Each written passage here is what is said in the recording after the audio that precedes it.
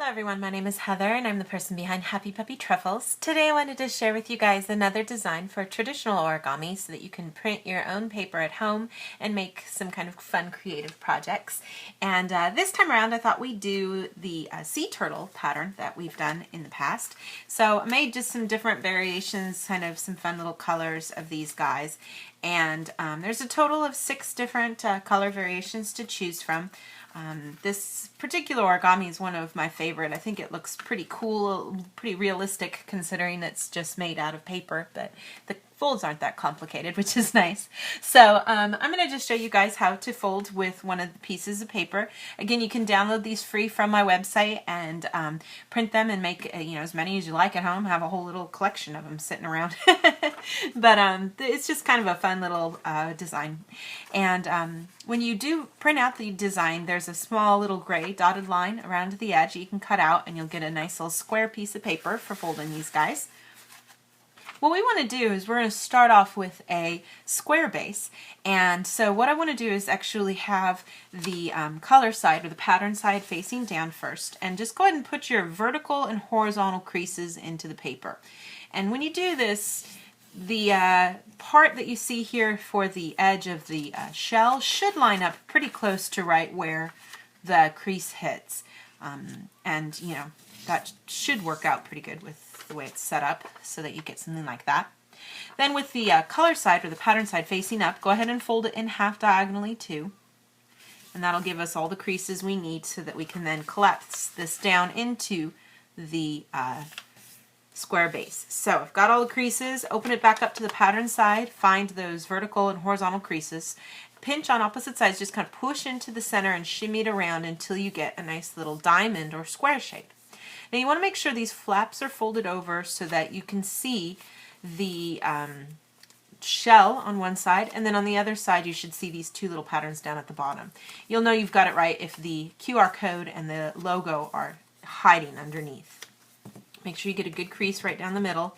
And then we're just going to do a bird base fold here. So I can just take each of these sides and fold it into the center here. And do this side too.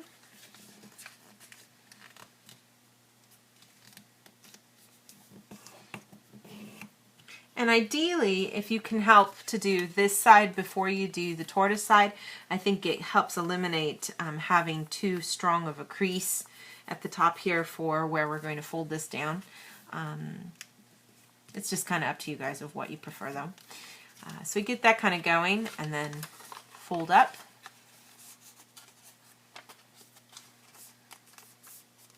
Fold that back down. Flip it over and do the same thing on this side.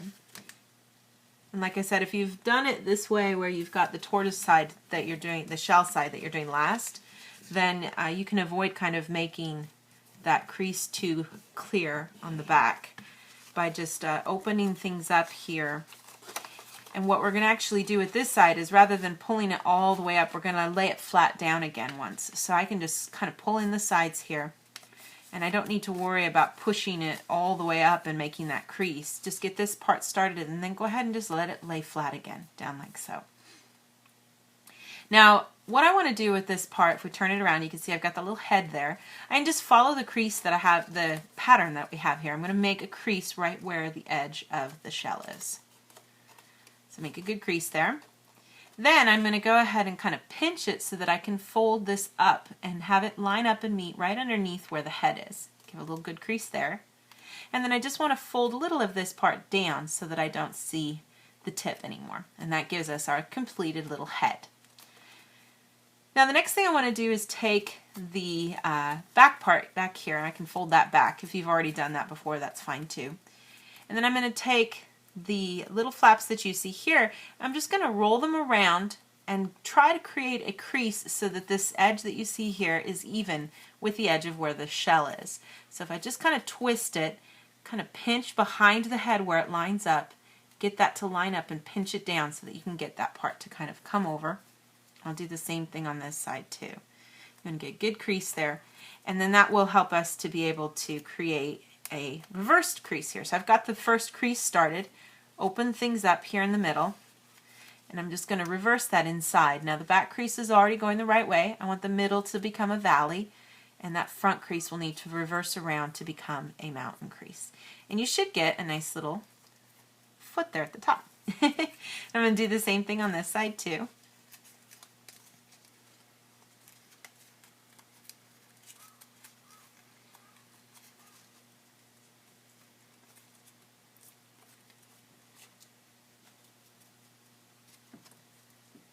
Get that all folded over, right? So that you have the two little feet. Now, this origami does need scissors, if you remember, so if we flip things over here, I'm going to take this bottom part, fold it up for a second, and create a little crease there that gives me about 1 centimeter. I'm just shortening up the area that the legs are just a tad. Put a little crease through there. And then I'm going to take my scissors and just kind of cut up here about 1 centimeter higher than that pattern. It doesn't matter even if you cut a little farther than you need to. It'll give you a little room to adjust things to your preference when you turn things over. What I want to do is I'm just going to take the bottom part and flip it around to create my legs.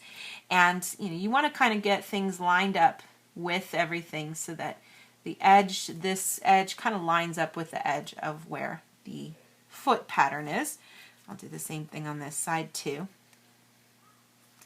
And you can have the legs coming up even farther if you want. It's kind of just a point of preference of what you guys like. But that should give you your completed little sea turtle.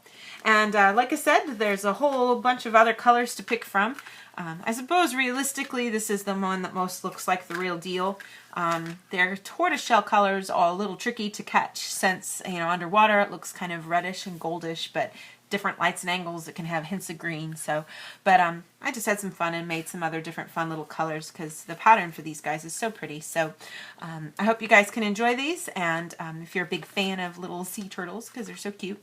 I had so much fun looking at all the cute little pictures when I was searching on Google because there's some close-ups of their face and they're just so cute. So but yeah, please check out my website and you guys can download these for free and have fun and make this. I think it's a pretty easy origami, especially if you're kind of new to origami. You can kind of work your way through it. And I'll have some more fun patterns for you guys later on. Thank you always so much for watching, and I'll see you guys next time.